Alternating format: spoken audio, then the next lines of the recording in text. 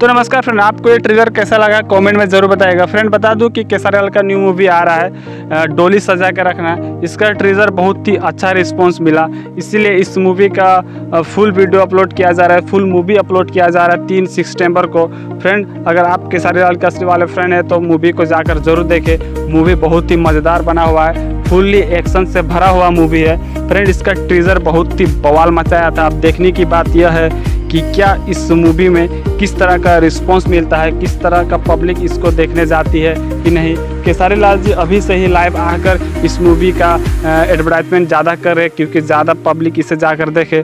Friend अगर आप channel पर हैं नए तो प्लीज़ चैनल को भी लाइक शेयर सब्सक्राइब जरूर कीजिएगा, क्योंकि मैं इसी तरह के मज़ेदार वीडियो अपने चैनल पर अपलोड करते रहता हूँ। तो मिलते हैं फ्रेंड नेक्स्ट वीडियो में, तब तक के लिए टेक केयर, बाय बाय।